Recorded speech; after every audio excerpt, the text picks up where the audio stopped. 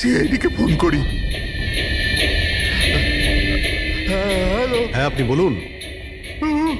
Hello. মদনবাবু বলুন, মদনবাবু কি হলো?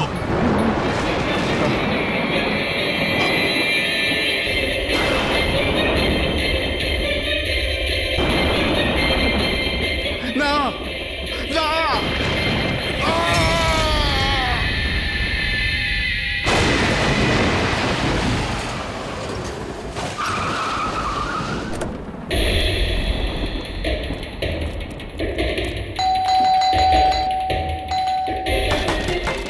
মদনবাবু, মদনবাবু, মদনবাবু, মদনবাবু,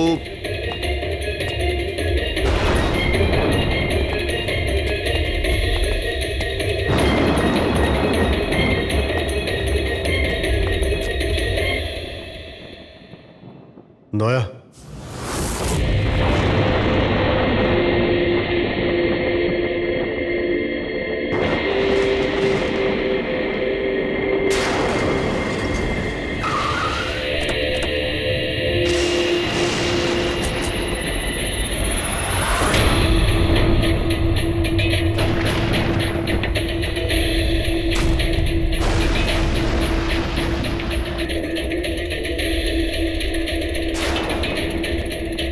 মদনবাবু, এই কে? এই কে এখানে?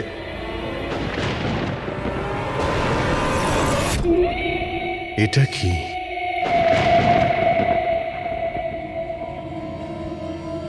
পুতুল?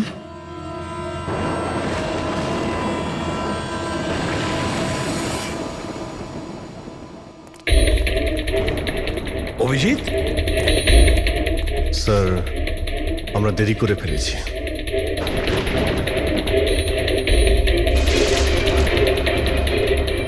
মাই গড,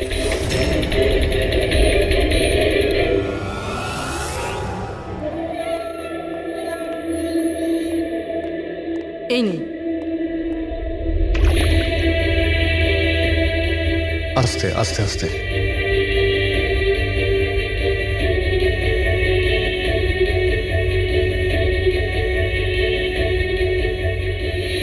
মদনবাবু, আপনি ঠিক আছেন তো?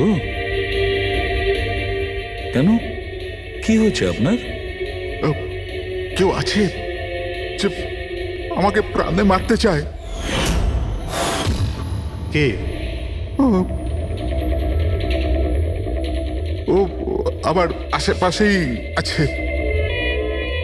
আমাকে কখনো একলা ছাড়ে না। হয়তো এখনো আমাকে দেখছে, শুনছে। দেখুন মদনবাবু, একদম চিন্তা করবেন না, আপনার কিচ্ছু হবে না, আমরা আছি না? মদনবাবু, আপনি কার কথা বলছেন? কে কে আপনাকে বিরক্ত করছে? পুতুল, কাঠের পুতুল। কাঠের পুতুল? হ্যাঁ। না মানে ওটা ওরকম নয়, যারা কথা বলতে পারে না, অন্যের ইশারায় নাচে। এই কাঠপুতুলগুলো কথা বলে, কথা বলতে পারে, নিজেরা চলে চলে ফিরে বেড়ায়।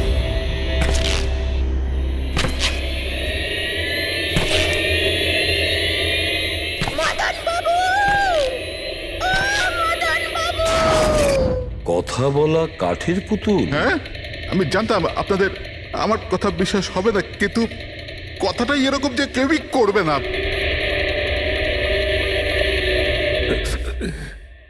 স্যার, আপনি এরকম কোনো পুতুলের ব্যাপারে শুনেছেন কখনো? না, জানেন কিছুদিন আগে আমার সাথে কি হয়েছিল? ওই দিন আমার জন্মদিন ছিল, ঘরের বেল বাজলো, তো আমি ভাবলাম যে আমার বন্ধুরা আমার সঙ্গে দেখা করতে এসেছে।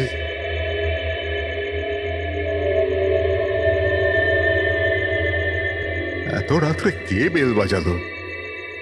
অদ্ভুত তো। মদন বাবু,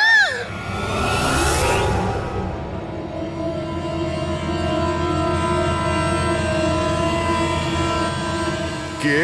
দেখতে পাচ্ছেন না আমি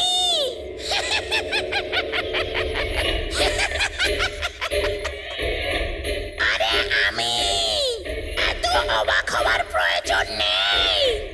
জানেন কি এখানে আমি কেন এসেছি? কেন? তোমার প্রাণ নিতে। কি?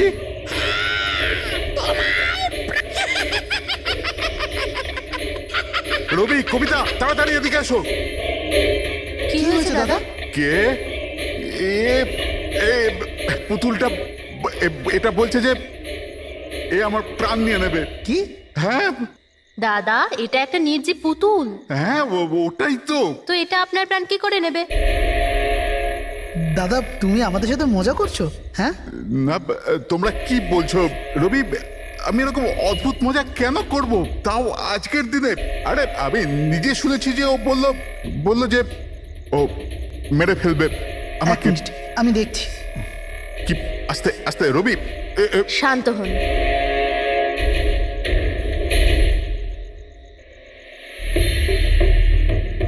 দাদা মনে হচ্ছে তোমার সাথে কেউ মজা করেছে। এই কাঠের পুতুলের মধ্যে কেউ মনে হয় স্পিকার ফিট করেছে। চেক করো, হয়তো কোনো স্পিকার আছে।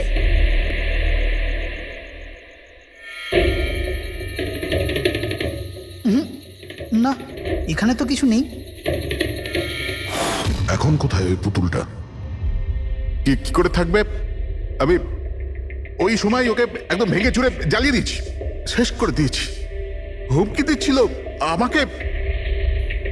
ওকে আমি কিভাবে এমনি ছেড়ে দিতাম? আপনি কি সত্যিই দেখেছিলেন? হ্যাঁ, আমি মদনবাবু, এটা হতে পারে যে আপনি কোনো স্বপ্ন টপ্ন দেখেছিলেন। না, আমি দেখেছিলাম ও একলা। আমি আর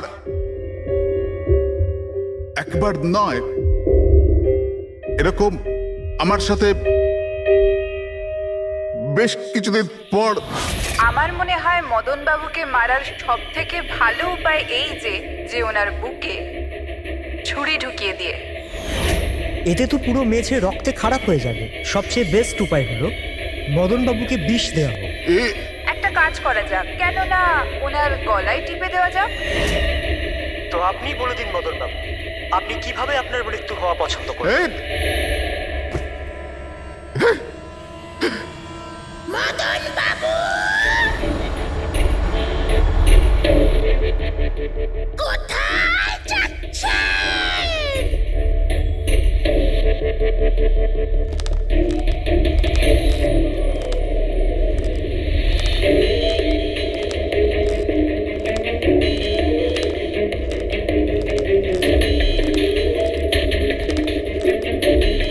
তো বলুন মদন বাবু।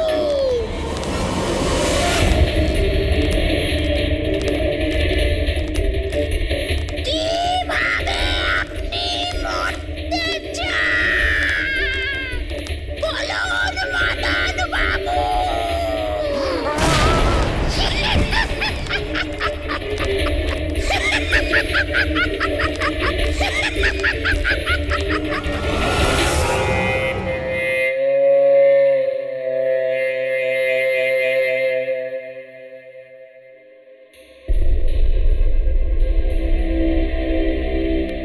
সত্যি মদনবাবুর প্রাণ সত্যি সংশয় ছিল। উনি সত্যিই বলছিলেন, কোনো ভ্রম ছিল না। এর মানে স্যার, মদন বাবুর খুন এই পুতুলটা করেছে? কি যে বাজে কথা বলো না। পুতুল আবার খুন করতে পারে নাকি? তাহলে স্যার খুনটা করলো কে? সেই ফেডরিক, যে কাঠের পুতুলের খেলাটা ভালো করে জানে। যখন আমরা এখানে এসেছিলাম তখন এই পুতুলটার হাতে এই ছুরি ছিল। সমস্ত প্রমাণ তো এর দিকেই আঙুল তুলছে। তাহলে খুন এই করেছে। দাদা, দাদা প্লিজ প্লিজ। দাদা, স্যার, এই পুতুলটা খুন করেনি। এক মিনিট, আপনারা কে? স্যার, আমি কবিতা, ওনার স্ত্রী। আর ইনি মদন দা, ওনার বড় ভাই। উনি হলো রবি। তাহলে আপনারা এতক্ষণ কোথায় ছিলেন, কি করছিলেন? স্যার আজ আমাদের ম্যারেজ অ্যানিভার্সারি, সেজন্য আমরা বাইরে ডিনার করতে গেছিলাম। আমরা মদন দাকেও বলেছিলাম সাথে যেতে, কিন্তু উনি বারণ করে দিলেন। আর এইসব আপনি বলছেন যে মদনবাবুর খুন এই পুতুল করেনি? হ্যাঁ স্যার, এই পুতুলটা খুন করেনি। আপনি কি জানেন খুনিকে? আমার পুরো বিশ্বাস ওনার খুন সাদুল করেছে। উনি উনি ওনার উপর বদলা নিতে চেয়েছিলেন। আচ্ছা, যার কথা বলছেন সে কে? কিসের প্রতিশোধ নিতে চাইছে? সাদুল একজন ভেন্টাকলিস্টার ভয়েস ওভার আর্টিস্ট ছিল। মদনদা আর রবির বড়দা অঙ্কুশদার ছোটবেলার বন্ধু। অঙ্কুশদার ছোটবেলা থেকেই সাদুলকে খুব ভালোবাসতো। যখন উনি দেখলেন সাদুল জীবনে কত ঠোকর খাচ্ছেন, তো 5 বছর আগে উনি নিজের বাড়িটা সাদুলকে দিয়ে দিলেন, যাতে উনি ওনার থিয়েটার গ্রুপ চালাতে পারেন। যদি ওরা কোনোদিন অঙ্কুশদাকে ভাড়ার টাকা দিতে পারেনি, কিন্তু অঙ্কুশদার এই নিয়ে কোনোদিনই কোনো দুশ্চিন্তা হয়নি, কারণ উনি জানতেন যে এই কলাতে অত পয়সা পাওয়া যায় না। সাদুল আর ওনার স্টুডেন্টরা অঙ্কুশদার বাড়ি থেকেই নিজেদের ভেন্ট্রালোকুইজমের প্র্যাকটিস করত। পুতুল দিয়ে কথা বলানো এই শিল্পের ঘন্টার পর ঘন্টা বসে রিহার্সাল করতো। তাহলে একটা কথা তোমরা ভালো করে বুঝে নাও, ভেন্ট্রিলোকিজম এই শিল্পটা সহজ নয়, কিন্তু এটা আবার এতটাও মুশকিল নয়। এই শিল্পটা করার যে পদ্ধতি, এটার নামেই লুকিয়ে আছে। ভেন্ট্রিলোকিজম একটা ল্যাটিন শব্দ, যাতে ভেন্টারের মানে হচ্ছে পেট আর লোকি মানে হচ্ছে বলো। তাহলে ভেন্ট্রিলোকিজমের অর্থ পেট দিয়ে বলো। যেমন, হ্যালো বরুণ, কেমন আছো? তারপর একদিন অঙ্কুশদা মারা গেলেন, আর সব কিছু বদলে গেল। কারা? আরে আরে আরে আপনারা কি করছেন? আরে কি হলো? আপনারা কে? আরে কি করছেন? কি করছেন? এরকম করছেন কেন আপনারা? আপনারা কারা? কি হয়েছে? কি অসভ্যতা? আরে আপনারা চাইছেনটা কি? আরে রবি, বলবান, কি হচ্ছে এখানে? কি হচ্ছে? এই যে এতদিন ধরে তোমরা বিনা পয়সার ফুটুনি মারছিলে না, আজ থেকে বন্ধ হয়ে গেল। আমি এখানে কোনো ধর্মশালা খুলে রাখিনি। কিন্তু বলবন্ত, অঙ্কুশ তো বলেছিল যে... কে অঙ্কুশ? যে মরে গেছে, যে আর বেঁচে নেই, পৃথিবীতে আর নেই। এতদিন পর্যন্ত ওর পদ্ধতিতে চলেছো, আজ থেকে আমার পদ্ধতিতে চলতে হবে। বুঝতে পেরেছো? চলো জায়গা ফাঁকা করো। রবি, বোঝাও তোমার দাদাকে। ও কি বোঝাবে আমাকে? আমি বুঝতে পারি তো সবকিছু। আর যদি এখানে থাকতেই হয় তো ভাড়া দিতে হবে। ভাড়া? হ্যাঁ, ভাড়া। কত ভাড়া দিতে হবে আমাদের? 4 লাখ। 4 লাখ? 4 লাখ টাকা তো আমাদের কাছে নেই। নেই যখন তখন খালি করো, না হলে আমি পুলিশকে ডেকে তোমাদের সবাইকে জেলে পাঠিয়ে দেবো, আর ওখানে থাকবার জন্য কোনো ভাড়াও দিতে হবে না। বলবন্ত, আমাদের কিছুটা সময় দাও। তাড়াতাড়ি আমরা কোথায় যাব? সময় টময় কিছু পাওয়া যাবে না। অনেক দেখেছি, অনেক হয়েছে তোমাদের তামাশা। চলো স্যার, চলো। এরকম করবেন না প্লিজ স্যার, প্লিজ স্যার, এরকম করবেন না আর স্যার, 1 মিনিট, যতদিন না তোমরা আজ পর্যন্ত ভাড়া দিচ্ছ, এই যে তোমাদের জিনিসপত্র পড়ে আছে না, আর এগুলো কি, এই কাঠপুতুলগুলো, এগুলো সব আমার কাছে থাকবে। কিন্তু তুমি এই সমস্ত জিনিস নিয়ে নিলে আমরা ভাড়া কি করে দেব? ওসব আমি জানি না। স্যার, এরকম করবেন না স্যার, আমরা আপনার সব টাকা মিটিয়ে দেবো স্যার, প্লিজ। স্যার, আপনার এগুলোকে নিষ্প্রাণ কাঠের পুতুল মনে হয়, কিন্তু আমাদের কাছে এগুলো প্রাণের সমান। ও ভাই ট্র্যাজেডি কিং, তোমার এই যে সব মেলোড্রামা আছে না, এগুলো আমার দাদা অঙ্কুশের সাথেই চলতো, আমার সাথে নয়। আর এই যে কি এ 4 লাখ টাকা রোজগার করে দেবে এই কাঠপুতুলগুলো। আরে 4 লাখ কি, 4400 টাকাও রোজগার করে দিতে পারবে না এই কাঠপুতুলগুলো। জানো কেন? কারণ এই শিল্প শেষ হয়ে গেছে, জিরো। এই যে তোমাদের গুরু আছে না সাদুল, ওরই মতো কোনো কাজের নয়, লুজার, একজন লুজারও, বুঝলে? বেরো বেরো। এই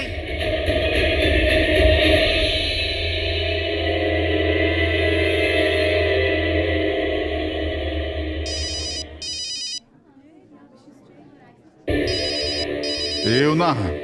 কে দাদা? আবার কে? সাদুল বারবার আমাকে এভাবে ফোন করে হুমকি দিচ্ছে। আমি দেখছি।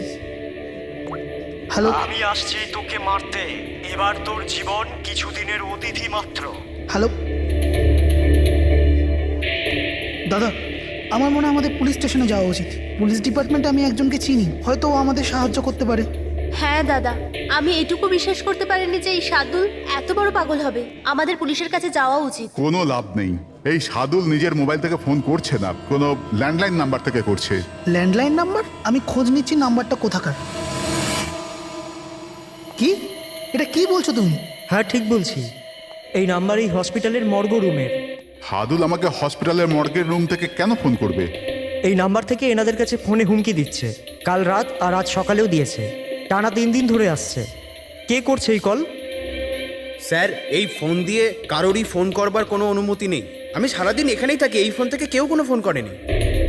তাহলে তুমি নিশ্চয়ই কল করেছো। স্যার আমি কেন ফোন করব? আমি তো আপনাদের চিনিও না। হ্যাঁ হতে পারে তুমি সাদুলের কথা করেছো। কি নাম বললেন আপনি? সাদুল। সাদুল? এই যে এ হলো সাদুল, চেনো তুমি একে? এ আপনাদের কি করে কল করবে? কেন করতে পারবে না কল?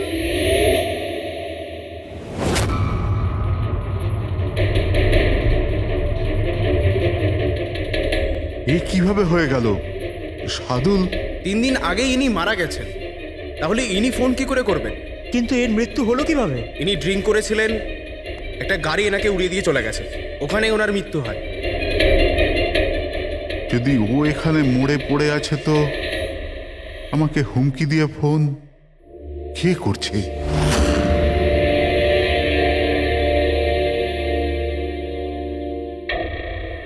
স্যার, হ্যাঁ, পুলিশের রেকর্ড অনুযায়ী তো এই সবকটা কল মর্গের ল্যান্ডলাইন থেকে এসেছিল।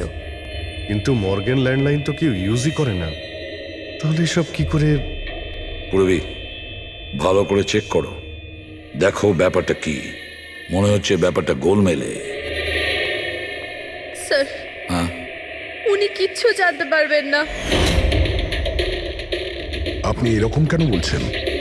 কারণ সিআইডি স্যার জীবিত লোকেদের ধরতে পারে, আত্মাদের নয়। আর আমি জানি এটা সাদুলের আত্মাই করেছে।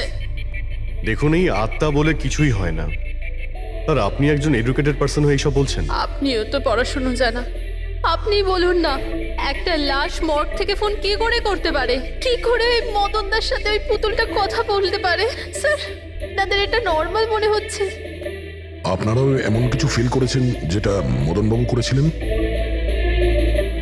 হ্যাঁ স্যার। না, বাঁচাও, আমি তোমাদের ছাড়বো না। তোমরা খুব বিরক্ত করছো আমাকে, তোমাদের সবাইকে মেরে ফেলবো আমি, ছাড়বো না। দাদা, সরে যাও। না দাদা কি হলো? এদিকে আসবে না। আরে কিন্তু দাদা এটা কি করছো তুমি? দাদা কি? কাঠপুতুল আছে এখানে, সরে থাকো। কাঠের পুতুল? আমাকে মারতে এসেছে, আমি বলেছিলাম না। দাদা 1 মিনিট দাদা এটা কি করছো তুমি? রবি, এই এই আওয়াজটা ওপর থেকে আসছে। হ্যাঁ, কিন্তু উপরে তো কিছুই নেই, পুরো তো স্টোর রুম আছে আর একটা বন্ধ ঘর আছে। Store room? হ্যাঁ, ওই স্টোর রুমের মধ্যেই তো আমি সমস্ত কাঠপুতুলগুলো একটা বড় বাক্সের মধ্যে তালা লাগিয়ে বন্ধ করে রেখেছি। কাঠের পুতুল? ওগুলো সব বাইরে চলে এসছে কিভাবে? কি?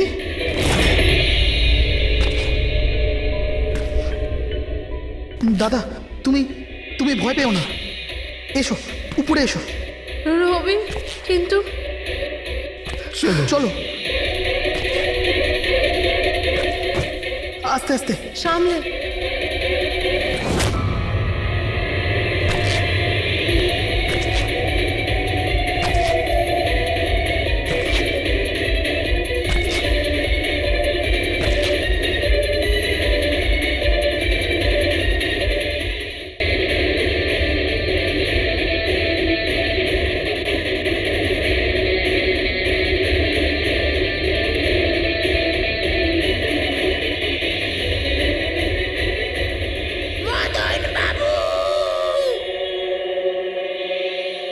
দাদা আওয়াজ এই ঘর থেকে আসছে। হ্যাঁ, এসো।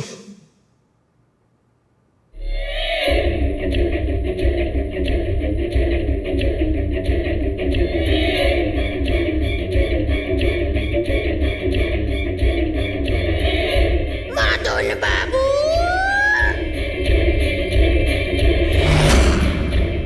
মদন বাবু, কেমন লাগলো আমার সাথে দেখা করে? ভাবলাম মারবার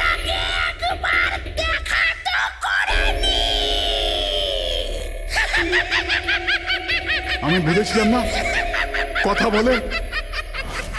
স্যার, মদন দাদা সব পুতুলগুলোকে বাক্সে বন্দি করে রেখেছিল, কিন্তু কি করে জানি না এই পুতুলগুলো কোথা কোথা থেকে বেরিয়ে আসছিল।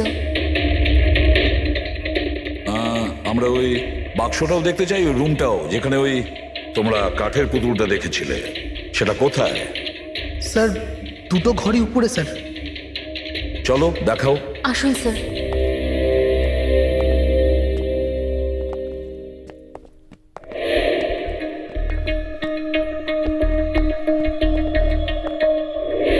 স্যার পায়ের আওয়াজটা আমরা করিডোরে শুনেছিলাম, আর ওই পুতুলটা আমরা এখানে এখানে দেখেছিলাম স্যার।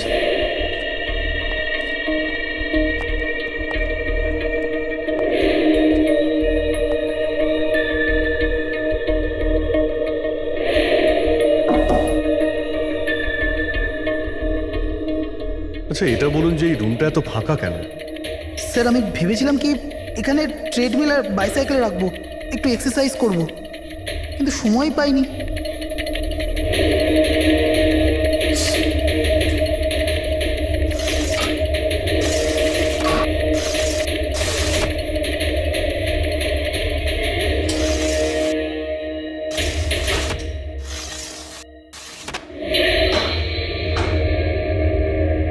স্যার, এটা তো বন্ধই হচ্ছে না।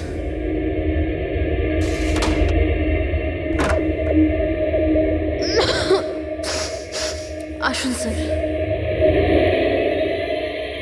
স্যার এই ওই পেটিগুলো যেখানে পুতুলগুলো বন্ধ করা আছে। একটু লাইটটা অন করবেন? হ্যাঁ।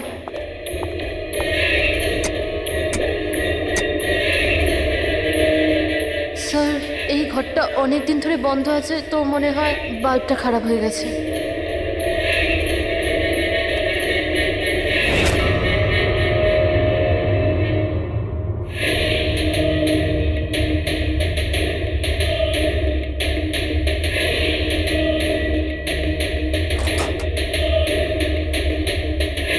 স্যার প্রত্যেকটা বক্সে তালা লাগানো আছে।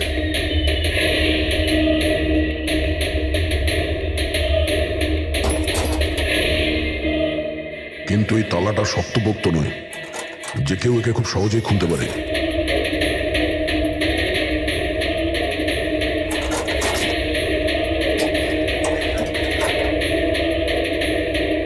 এতগুলো পুতুল,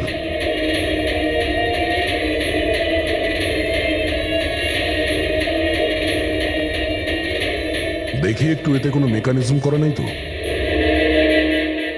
স্যার আমি আপনাকে বলছি তো, এরা কথা বলে না। স্যার নিশ্চয়ই সাদুলের আত্মা এসে এদের কথা বলায়।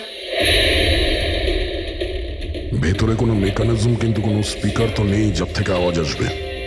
স্যার উনি কিন্তু ঠিক কথাই বলছেন, না তো কোনো মেকানিজম আছে না কোনো স্পিকার, কিন্তু তাহলে এই পুতুলগুলো কথা বলে কি করে?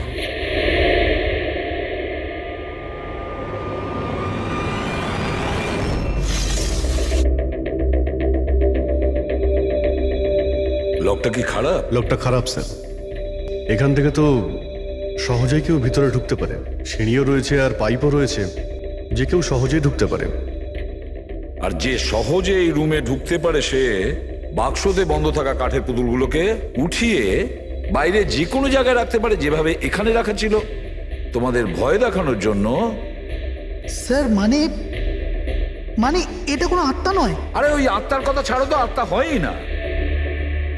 এটা সেই হতে পারে এই বাড়ির প্রত্যেকটা কোণা সে চেনে, প্রত্যেকটা কোণা।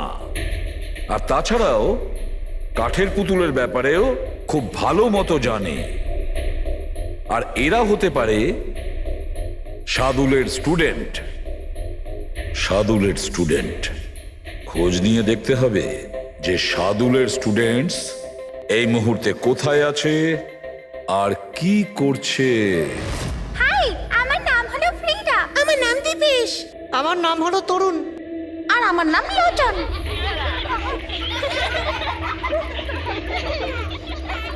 আজ আমি তোমাদের একটা দারুণ গল্প শোনাতে চলেছি। না, সবসময় কেন তুমি শোনাবে গল্প? আরে তুই তো আপত্তি কিসের? ফ্রিডা, তোমার সবসময় ভালো রোল প্রয়োজন পড়ে। হ্যাঁ দীপেশ, তুমি একদম ঠিক বলেছো। পরিশ্রম আমরা করি আর ফেমাস তুমি হয়ে যাও। তোমার পুতুলও তো সেই কথাই বলছে। স্যার, বুঝতে পারছি না স্যার, এটা এই পুতুলগুলো কথা বলছে কি করে? আরে পঙ্কজ, এটা একটা আর্ট, ভয়েস চেঞ্জ করার আর্ট। এটাকে বলে ভেন্ট্রিকুলিজম। একদম। কথা তো এরাই বলছে, কিন্তু মনে হয় যেন এই আওয়াজ পুতুলের মুখ থেকে বেরোচ্ছে। কিন্তু স্যার, এরা কোথায় কথা বলছে? আপনি দেখুন না, এদের তো ঠোঁটটা পর্যন্ত বন্ধ। দেখো, আমি বলছি আমি বেস্ট। এটাই তো শিল্প পঙ্কজ, মুখ না খুলে এত পরিষ্কার কথা বলা। আওয়াজ এখানে এই পেট থেকে বেরোয়। ওই আর্টটাও এদের মতো শিল্পীরই তৈরি করা। ওই পুতুলগুলো এই আর্টের দ্বারাই মদনবাবুর সঙ্গে কথা বলে, আর ওই নিউজ রিডারও। কিন্তু স্যার, এরা তো পুতুলগুলোকে হাত দিয়ে নাড়াচ্ছে স্যার। হ্যাঁ, এরকমই তো হয় পাপেট শুয়ে। কিন্তু মদন বাবু ওই পুতুলটা দেখেছিল স্যার, ওটাতে কেউ হাত দিয়ে নাড়াচ্ছিল না, আর না কথা বলছিল এভাবে। হ্যাঁ ঠিক আছে, হতে পারে কোনো মেকানিজম ফিট করেছিল ওই পুতুলে, যেটা কোনো রিমোট কন্ট্রোল দিয়ে অপারেট করা হতো। স্যার, কিন্তু রবি বলছিল যে ওর ভেতর কিচ্ছু নেই, কিচ্ছু নেই। সাউন্ড মেকানিজম ছিল না, কিন্তু ওর মাথার ভেতরে কোনো মেকানিজম ছিল, যার কারণে ওর মাথা আর মুখটা নড়তো, যেটা হতে পারে রবি দেখেনি। এইরকম পুতুল তৈরি করা শার্দুল বা ওর কোনো স্টুডেন্টেরই কাজ হতে পারে, যে মদনবাবুর বাড়ির কোনা কোনা চেনে। এরা জানতে পারে ওই জানলার ব্যাপারে, যার লকটা ভাঙা ছিল। বাড়িতে ঢুকে প্রত্যেক জায়গায় পুতুল বসানো আর ওদের দিয়ে কথা বলা তো এদের বাঁ হাতের কাজ। কিন্তু স্যার, মর্গ থেকে এরা কল কি করে করলো? স্যার, হ্যাঁ, স্যার স্যার জানতে পেরে গেছি যে মর্গ রুমের ফোনগুলো কিভাবে আসছে। কিভাবে? স্যার, এর জন্য স্কুফিং সফটওয়্যার ব্যবহার করা হয়েছে। স্কুফিং সফটওয়্যার? সেটা আবার কি? স্যার, এক্ষুনি বলছি।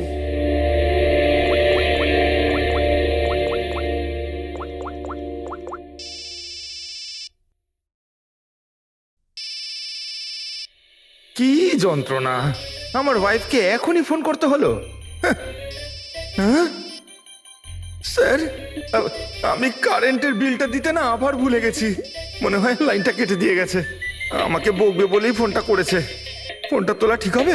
ধরো, যাও তাড়াতাড়ি কথা বলে নাও। হ্যালো, হ্যাঁ, আমি বাড়ি ফেরার সময় কারেন্টের বিলটা দিয়ে বাড়ি যাবো। রেডি স্যার, এইবার কারেন্ট কেটেই যাবে। আরে পুরবি, তুমি ফোন করেছিলে? কিন্তু এটা তো আমার ওয়াইফের ফোন নাম্বার। পুরবি, এটা করলে কি করে? স্যার, এটাই তো এই সফটওয়্যারের বিশেষত্ব। ফোন যেখান থেকেই করো, নাম্বার সেটাই দেখাবে যেটা আপনি চাইবেন। কিন্তু পুরবি, তুমি এই সফটওয়্যারটা পেলে কোথা থেকে? স্যার, সাইবার ইউনিট থেকে নিয়েছি। আর স্যার, এর সাহায্যে শুধু নাম্বারই নয়, বরং কোনো মানুষ তার লোকেশন পর্যন্ত ভুল বলতে পারে। ওরে বাবা রে! স্যার, ভীষণ বিপজ্জনক সফটওয়্যার কিন্তু। খুনি মর্গের নাম্বার এই জন্যই ব্যবহার করেছে যাতে আমরা ভাবি এই পুরো ব্যাপারটা সাদুলের আত্মা করেছে। সাদুলের আত্মার কাজ। আচ্ছা বাচ্চারা, তোমাদের সঙ্গে দেখা করে খুব ভালো লাগলো। পরের বার আবার দেখা হবে। বাই। সাবধানে যাও তোমরা। Bye bye bye bye bye. হ্যাঁ বলুন, কিভাবে আমি আপনাদের সাহায্য করতে পারি? হ্যাঁ, তোমরা সাহায্য না করলে আর কে করবে? আসলে আমরা এটাই জানতে চাই যে মদনবাবুকে ভয় দেখানোর প্ল্যান তোমাদের মধ্যে কে করেছিল? আমরা ঠিক বুঝলাম না। আচ্ছা, তোমরা কিছু বুঝতে পারলে না? হ্যাঁ না স্যার, আমি বুঝতে পারলাম না। আমি নির্দোষ। চুপ। খুব হাসি পেল। হ্যাঁ, একটা লোক মারা গেছে আর তোমাদের সবার হাসি পাচ্ছে। মৃত্যু? কার মৃত্যু? মদন বাবুর খুন হয়েছে ওনার। সিআইডি থেকে আসছি আমরা। সিআইডি? হ্যাঁ, সিআইডি। আর আমাদের সন্দেহের তালিকায় তোমরা সবাই আছো। কাল তোমরা কোথায় ছিলে? কাল আমি আমার বন্ধু শালিনীর বাড়িতে ছিলাম। ওর বাড়ির লোকদের জিজ্ঞেস করতে পারেন। আর তুমি তুমি কোথায় ছিলে? স্যার আমরা লোচন আর আমি একটা শোয়ের জন্য গিয়েছিলাম পুনেতে, আজ সকালেই ফিরেছি। পুনা? কিসে গিয়েছিলে পুনায়? ক্যাব বুক করে আমার কাছে ইনফরমেশন আছে, আপনি চাইলে দেখতে পারেন। এই দেখুন। কি ব্যাপার, এত ঘামছো কেন তুমি? হ্যাঁ, কাল রাতে তুমি কোথায় ছিলে? স্যার ওই আমি বলছি, তুমি কাল রাতে মদন বাবুর বাড়িতে ছিলে কিনা? হ্যাঁ হ্যাঁ ছিলাম ওখানে, কিন্তু আমি কাউকে মারিনি। তাহলে ওখানে কি করতে গিয়েছিলে? হ্যাঁ স্যার আমি তো শুধু মদনকে শিক্ষা দিতে চেয়েছিলাম, যেটাও সাদুল স্যারের সাথে করেছে, খুব খারাপ করেছে। আর হ্যাঁ, আমাদের মাঝে আজ যে সাদুল স্যার নেই তার একটাই কারণ, সে হচ্ছে মদন। ওনার জন্যই উনি মদ খাওয়া শুরু করেছিলেন আর সময়ের আগেই মারা গেলেন। তোমরা ভেবেছো খুনের বদলা খুন? না না স্যার, আমরা শুধু ওনাকে ভয় দেখাতে চেয়েছিলাম। গৌরবের প্ল্যান ছিল এটা। হ্যাঁ স্যার, গৌরবই কালকে রাতে আমাকে ফোন করে ডাকে, ওই 11:30 12টার আশেপাশে, কিন্তু আমি একটু লেট হয়ে যাই আর 12:30টায় গিয়ে পৌঁছাই।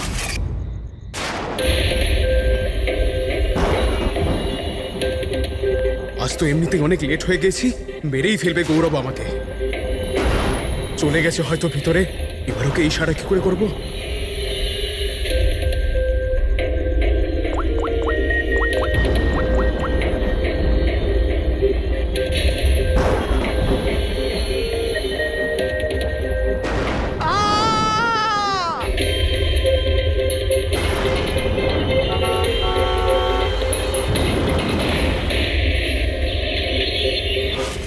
গন্ডগোল তো করেই ফেলেছো, মদন বাবুর খুন হয়ে গেছে।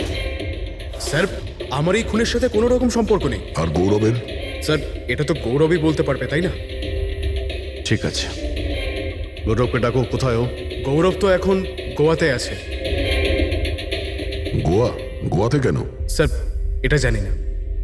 ওকে কিন্তু বাঁচানোর চেষ্টা করবে না, নাহলে তুমি ফেসে যাবে, বুঝেছো? না স্যার, এরকম ব্যাপার নয়। কালকে রাতে যখন ওকে আমি ফোন করি তখন ওর ফোন বন্ধ ছিল। আজকে সকালে মেসেজ আসে আমার কাছে। মেসেজ দেখাও তো। স্যার কাল রাত্রে যেটা হয়েছিল সেটা হওয়ার কথা নয়। আমি গোয়া পৌঁছে গেছি কিছুদিন গা ঢাকা দেওয়ার জন্য। কিন্তু এ গোয়াতে কখন পৌঁছলো আর কিভাবে? যখন আমরা ক্রাইম সিনে পৌঁছেছিলাম তখন তো ও ওখানে ছিল না। হ্যাঁ, যদি আমরা এটাও ভেবে নিই যে যখন আমরা ওখানে পৌঁছলাম তার ঠিক আগে ও ওখান থেকে বেরিয়ে গেছে, তাহলে ও গোয়া কি করে পৌঁছবে? খুন হয়েছিল রাত 1টার সময় আর তারপরে আমরা ওখানে পৌঁছেছি। ফ্লাইট নেই গোয়া যাওয়ার জন্য। স্যার হতে পারে ফ্লাইটে না গিয়ে বাসে বা গাড়ি করে গেছে হয়তো। না পঙ্কজ, ড্রাইভ করে গোয়া পৌঁছতে মিনিমাম 12 ঘন্টা লাগে, আর এই মেসেজটা এসছে সকাল 9টার সময়। মানে গোয়া পৌঁছানোর আগেই ও মেসেজ করে দিয়েছে যে ও গোয়া পৌঁছে গেছে। পঙ্কজ, খোঁজ নিয়ে দেখো যে গৌরবের ফোনের লাস্ট লোকেশন কোথায় দেখাচ্ছে। তুমি গৌরবের নাম্বারটা দাও। আচ্ছা ঠিক আছে, থ্যাংক ইউ স্যার। স্যার গৌরবের শেষ লোকেশন ছিল ওই মদনবাবুর বাড়ি, আর কাল রাত 11:30টার সময় মোবাইল বন্ধ হয়েছে। 11:30? Hello, thank you sir. Gaurav নামের কোনো ব্যক্তি গোয়ার কোনো ফ্লাইটেই ছিল না, না আজকে সকালে না কাল রাতে। আর তাছাড়া স্যার একে কোনো এয়ারপোর্টে সিসিটিভি ফুটেজেই দেখা যায়নি। মানে আমাদের সন্দেহ একদম ঠিক, গৌরব এখানেই আছে। তাহলে ও বা অন্য কেউ ওর ফোন থেকে এই মেসেজটা পাঠিয়েছে যে ও গোয়া চলে গেছে। কিন্তু স্যার কেউ এরকমটা করবে কেন? সেটা তো আমি জানি না ফ্রেডি, কিন্তু একটা কথা আমি বুঝতে পারছি না, গৌরব তো চাইলে যে কোনো সময় মদনবাবুকে মারতে পারতো, এসব নাটক করার কি প্রয়োজন ছিল? আর ওরার 4 জন এই কাঠপুতুলের খেলাটাই বা কেন খেলছিল? আর ও যদি মদনবাবুকে মেরেই থাকে তাহলে ওর 4 জন বন্ধুকে কেনই বা বললো না? সন্দেহটা আমার এইখানে। এর একটাই কারণ বস, হতে পারে গৌরবকে তাড়াহুড়োতে মদনবাবুকে মারতে হচ্ছে যখন ও ধরা পড়ে যায়, আর না হলে খুনি গৌরব না অন্য কেউ। স্যার খুনি যদি অন্য কেউ হবে তাহলে গৌরব কোথায়? হতে পারে খুনি গৌরবকে মেরে গায়েব করে দিয়েছে, আর আমাদের সামনে এমন প্রমাণ ফেলে দিয়েছে যে আমাদের মনে হয় যে ও পালিয়ে বেড়াচ্ছে, গোয়াতে আছে ও। এই লোকটা ভাঙা রয়েছে, এই জানলা দিয়ে গৌরব আর ওর বন্ধুরা ভিতরে আসতো আর মদনবাবুকে ভয় দেখাতো। আর এই গৌরব কাল রাতে এখানে এসেছিল, তারপর থেকেই গায়েব হয়ে গেছে। তাহলে হতে পারে ওর সঙ্গে যা হয়েছে এখানেই হয়েছে। কিন্তু ওর সাথে যদি এখানে কিছু হয়ে থাকে তাহলে কিছু না কিছু তো ট্রেসেস পাওয়া উচিত। তাহলে একবার টেস্ট করে দেখা যাক। রবি, স্যার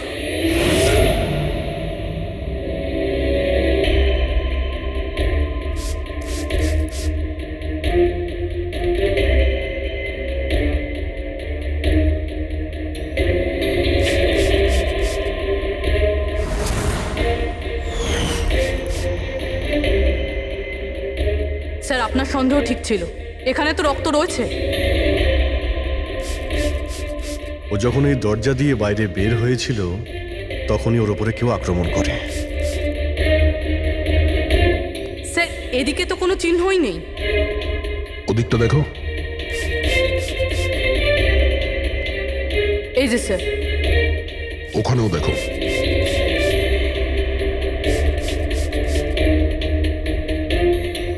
ও, তার মানে হামলা করার পর গৌরবকে টেনে হিচড়ে স্টোর রুমের কাছে নিয়ে আসা হচ্ছে।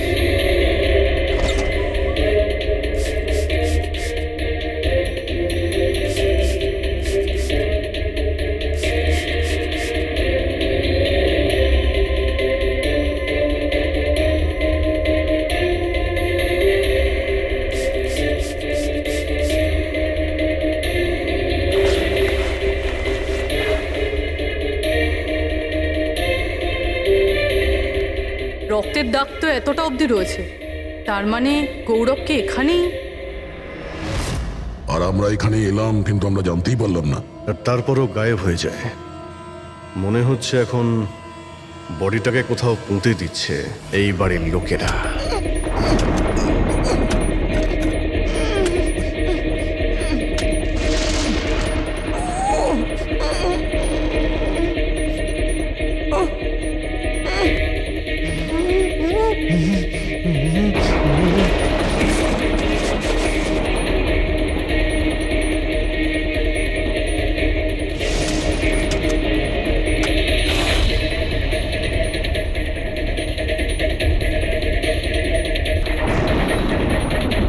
সিআইডি?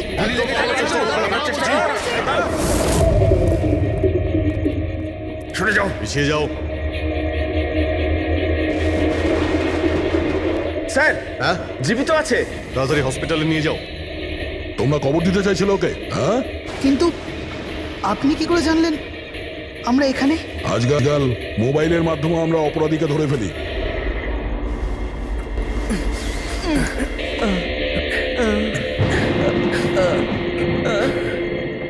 চলো তাড়াতাড়ি নিয়ে যাও ওকে। চলে এসো।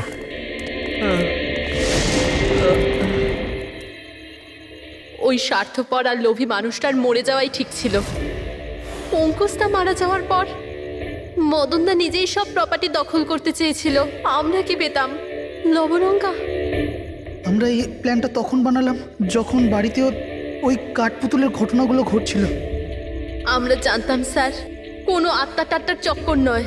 এই জন্যই আমরা এক রাত জাগলাম যাতে এই পুতুলটার রহস্যের পর্দা খুলতে পারি। আর তারপরে তোমরা গৌরবকে ধরে ফেলো। হ্যাঁ,